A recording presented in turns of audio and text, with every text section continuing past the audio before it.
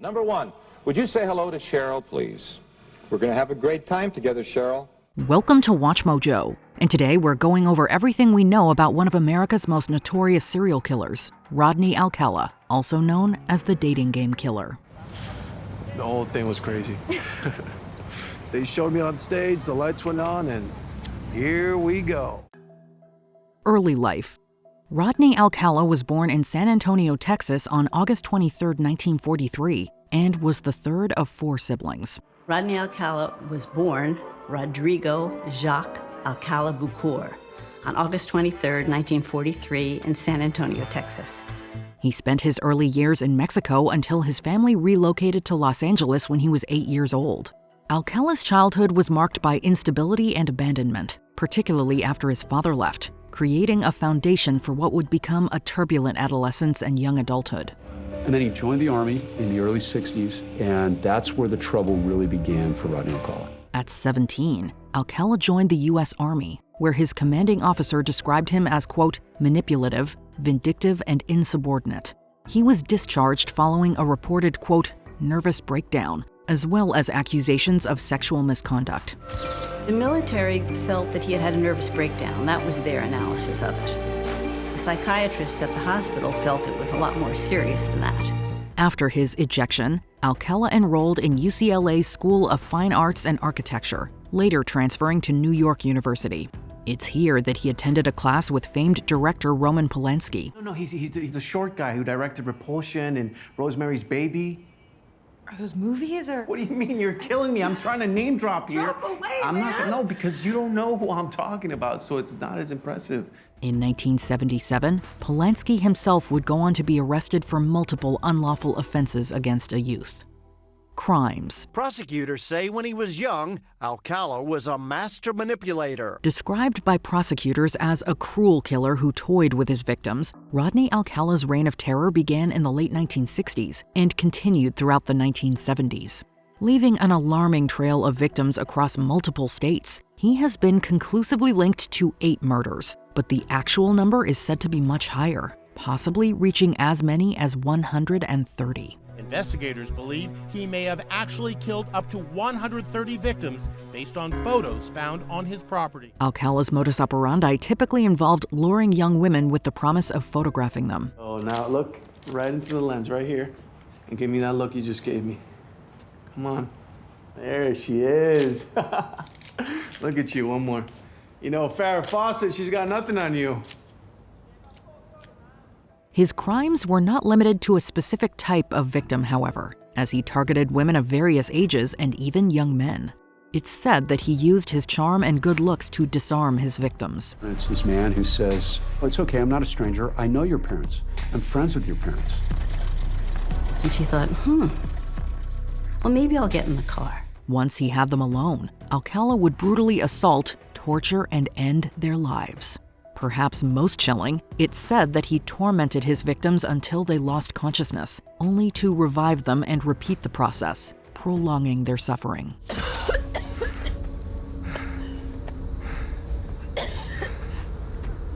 Crime spree. Smile shared by a tragic list of young women and girls who trusted a charming stranger, only to discover a dark secret that began back in the fall of 1968.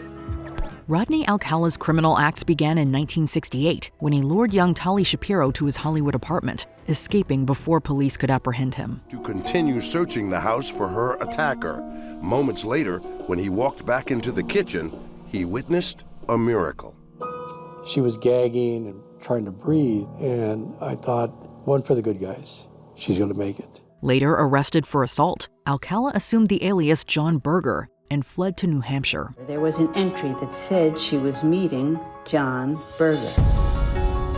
It's here that he briefly worked at Blue Cross Blue Shield and shared an office with serial killer Richard Cottingham, though neither claimed to know of the other's identity. In 1971, Alcala strangled flight attendant Cornelia Crilly in her Manhattan apartment, a murder left unsolved until 2011.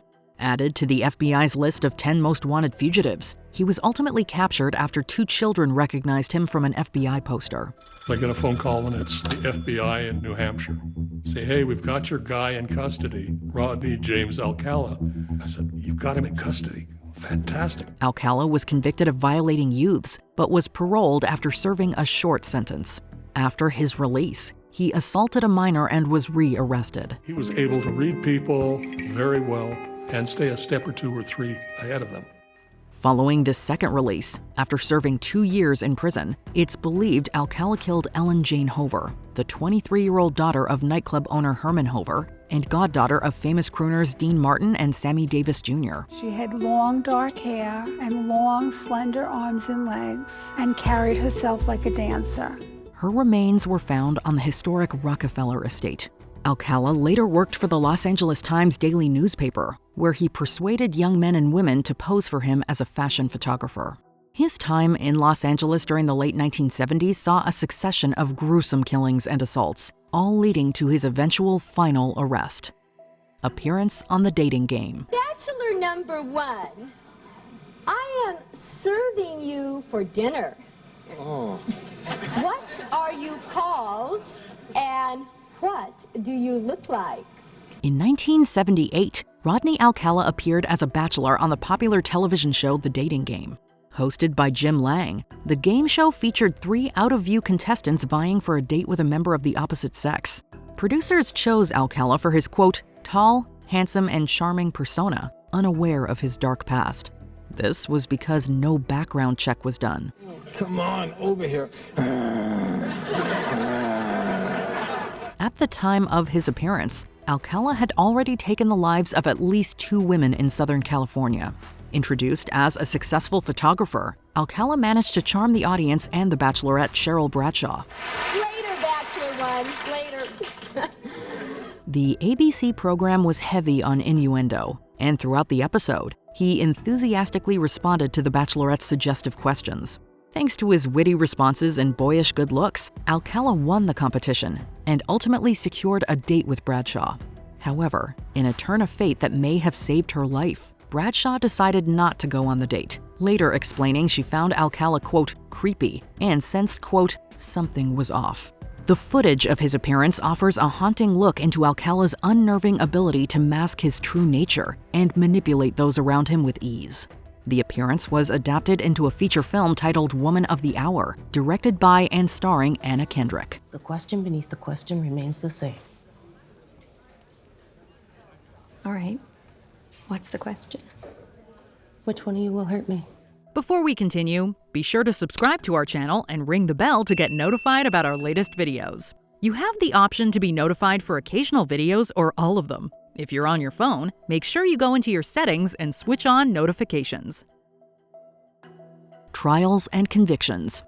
The long arm of the law finally caught up with Rodney Alcala in 1979 when he was arrested for the murder of Robin Samsoe in California. Following Samsoe's death, detectives circulated a sketch of the suspect and an officer recognized him. Tried in 1980, Alcala ultimately received a death sentence. However, in 1984, the California Supreme Court overturned his conviction due to the jury's exposure to his past crimes. Both verdicts were later overturned. After a second trial in 1986, he was again convicted and sentenced to death. However, this too was overturned in 2001 following an appeal regarding questionable witness testimony. During preparations for a third trial in 2003, Alcala's DNA linked him to 4 additional murder cases, resulting in his indictment for those murders. In 2010, he stood trial again, acting as his own attorney, and was convicted on 5 counts of first-degree murder. This conviction led to a third death sentence. In 2011, a New York grand jury indicted Alcala for 2 additional murders from the 1970s. After being extradited in 2012, he pled guilty, citing a desire to return to California to pursue appeals of his death penalty conviction. He received a sentence of 25 years to life, as the death penalty was no longer an option in New York State. Alcala died on death row in 2021 at age 77 of natural causes. Prison officials say Rodney Alcala passed away from natural causes at a Kings County hospital. Have you watched the Netflix film depicting Rodney Alcala's appearance on the dating game Woman of the Hour? Share your thoughts on the film in the comments below. Whether it's for a minute or for an hour, I'd like to sit relatively close to a special girl whenever I get the chance.